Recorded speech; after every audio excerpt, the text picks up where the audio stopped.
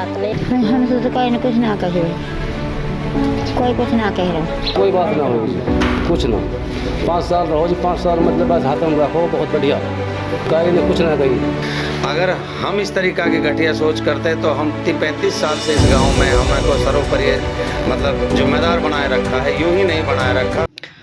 Bharat TV की इस खास पेशकश सो दरख्वास्त की घड़ी में मैं रिजवान खान आप सभी का इस्तकबाल करता हूं। भारत टीवी आ पहुंची है गांव रीठट, और रीठट मेवात इलाके में आता है। मेवात इलाका का जो रीठट गांव है वो पिछले काफ़ी समय से चर्चाओं का विषय बना हुआ है।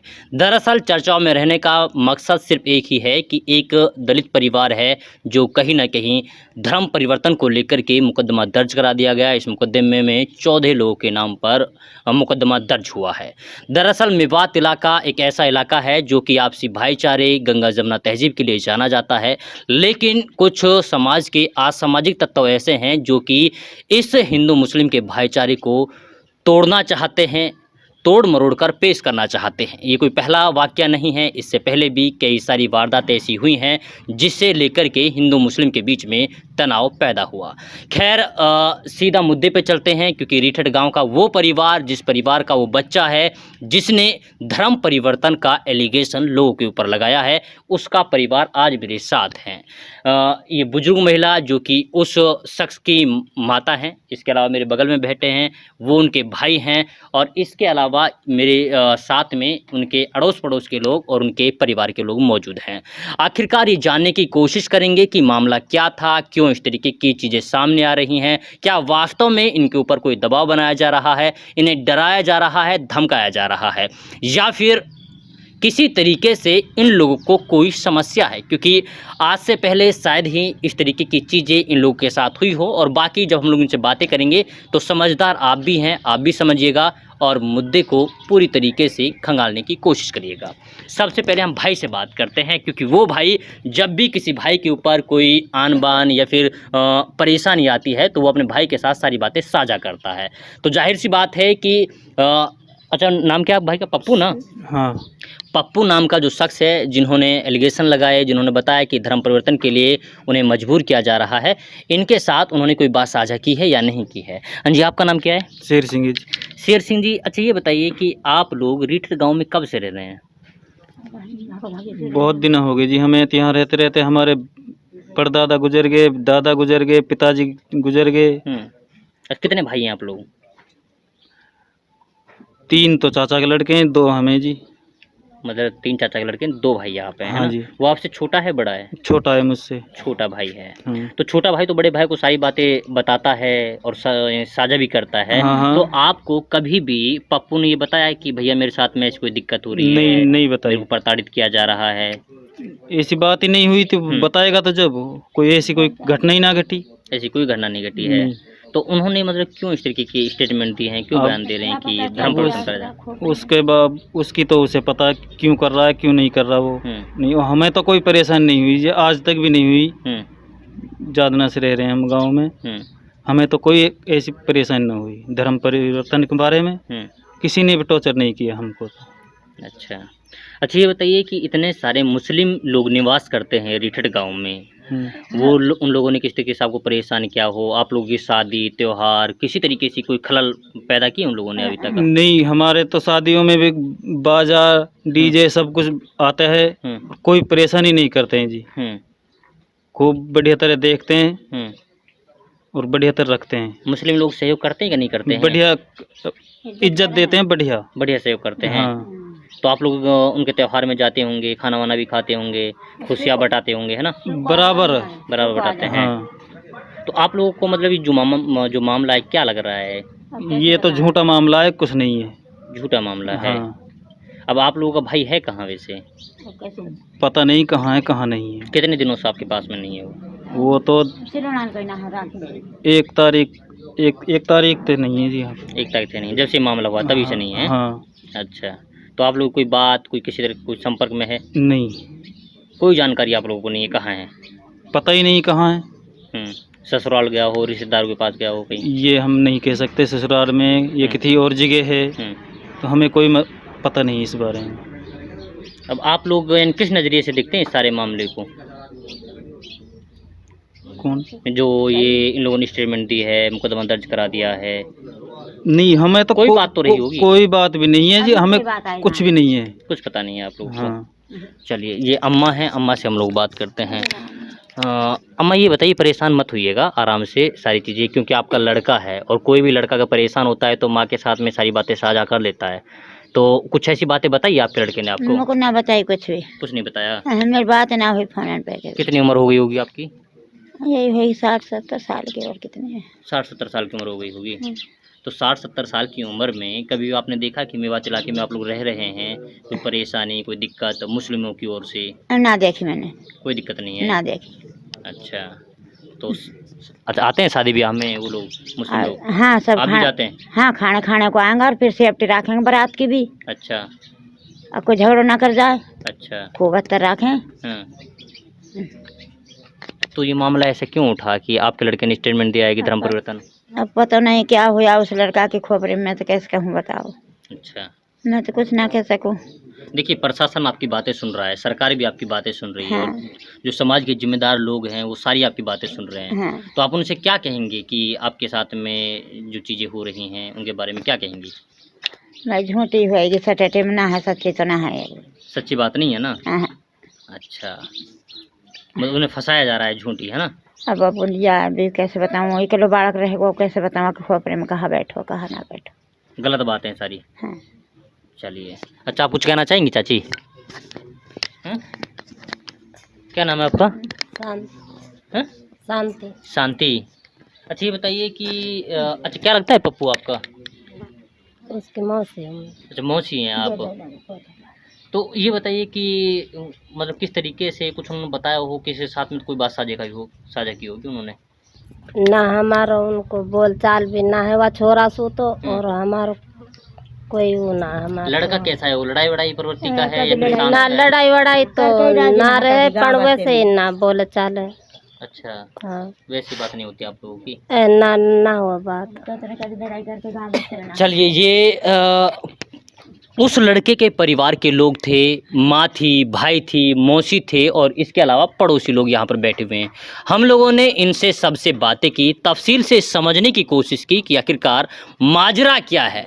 भाई, ये माजरा देखिए, हम लोगों ने परिवार से बातें कर ली है, और इससे पहले भी सारी चीज़ें मीडिया में भी आई, सोशल मीडिया में भी आई, उन सब से आप लोग रूबरू हो रहे होंगे और ये भी समझने की कोशिश कर रहे हैं कि धर्म परिवर्तन किया जा रहा है। लेकिन जब हम लोग परिवार के पास जाते हैं तो परिवार वाले इस बात को सिरे से नकार देते हैं कि भाई ऐसी कोई बातें नहीं हैं। और जिस मुस्लिमों के बारे में ये कहा जा रहा है कि भाई मुस्लिम लोग हैं, उनका दबाव है, वो लोग चाहते हैं कि आप धर्म परिवर्तन करिए और आप मुस्लिम हो जाइएगा।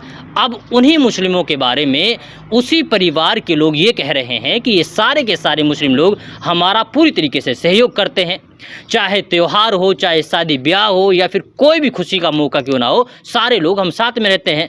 खुशी का मौका हो या फिर गम का मौका हो, सारे लोग साथ में रह कर के उसको पूरी तरीके से निपटते हैं, मनाते हैं।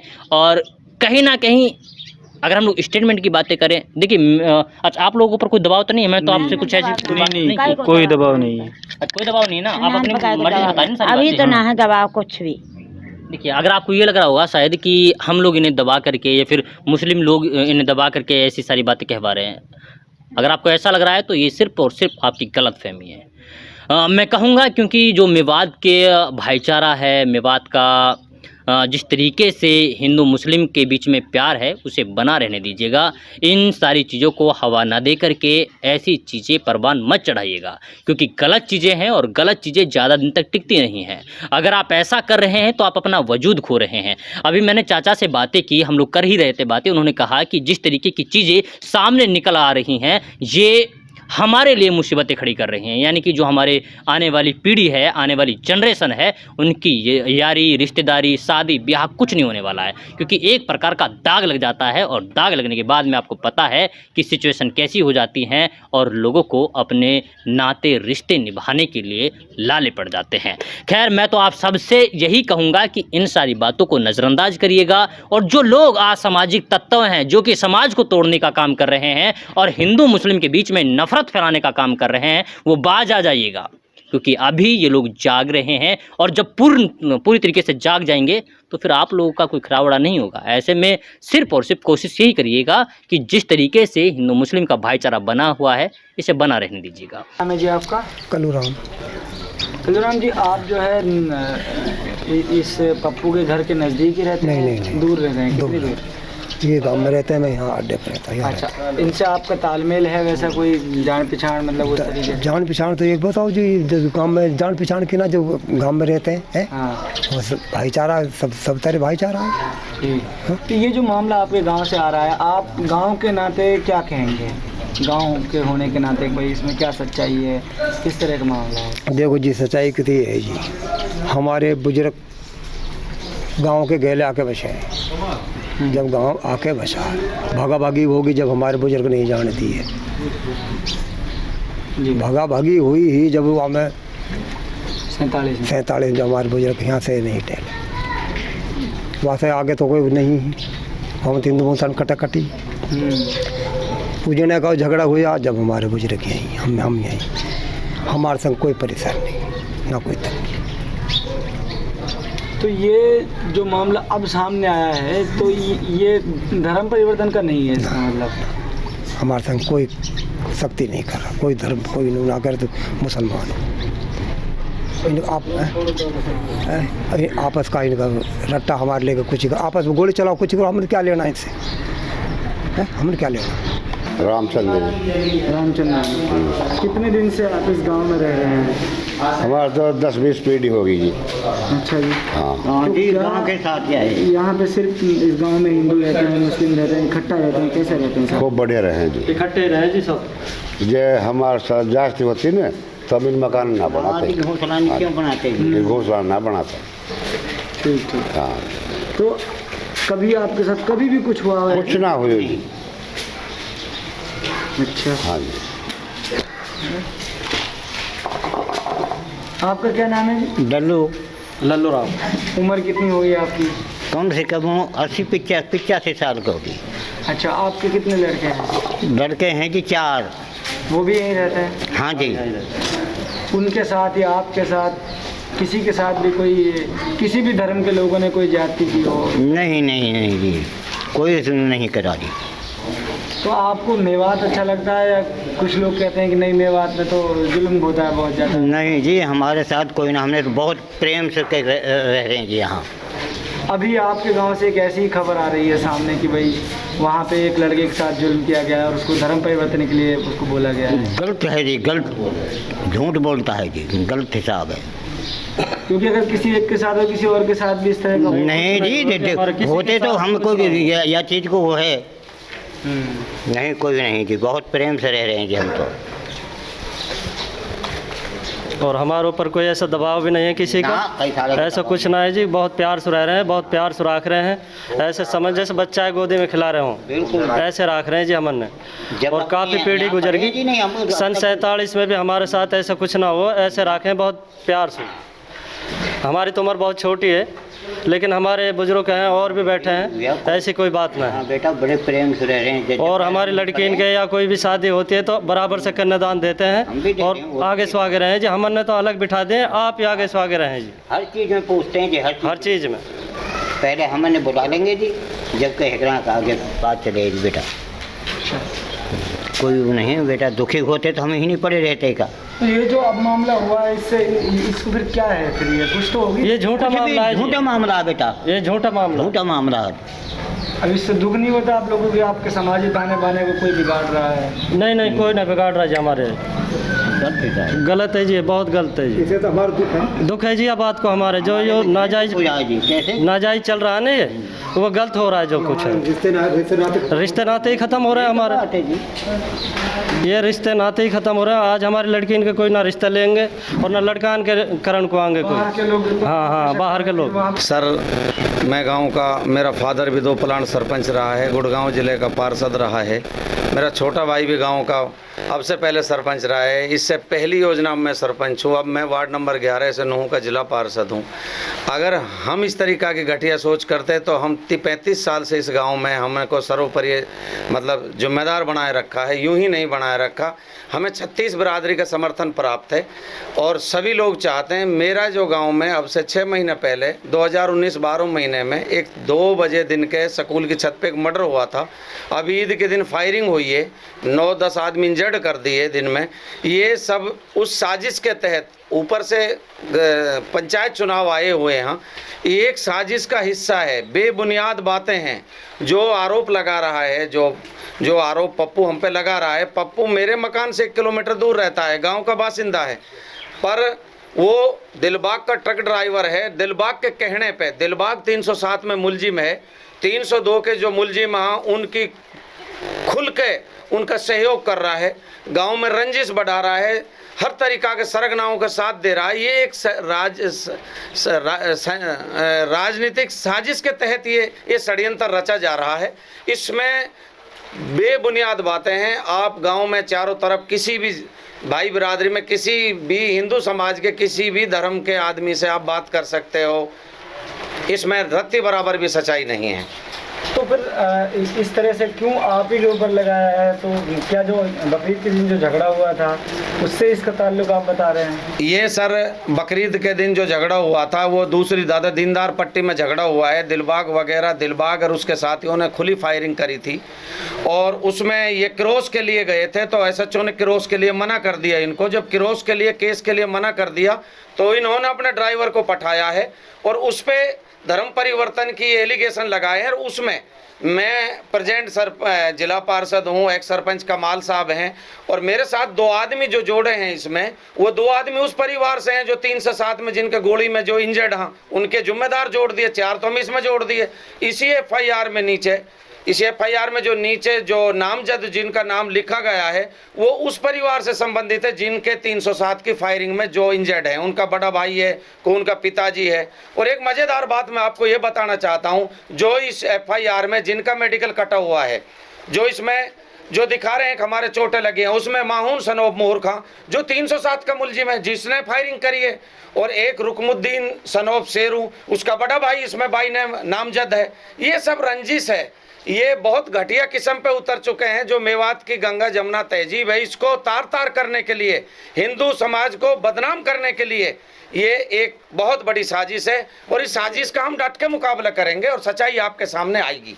देखो जी, ये आपके गांव में झगड़ा हुआ नहीं हुआ वो एक अलग मैटर है, लेकिन धर्म परिवर्तन का एक ये मुद्दा जो है कि पूरे मेवात में और दूसरी जगह भी एक तरीके से प्रकाशित हुआ है, तो उस पर हम बात कर रहे हैं कि क्या किसी के साथ आप लोगों ने इस तरह की ज़बरदस्ती की है कि नहीं की है? क्योंकि इस तरह की बातें तो आई हैं, अब ये बातें कैसे आई हैं वो आप बताएंगे। आरोप सर बिल्कुल बेबुनियाद आरोप हैं।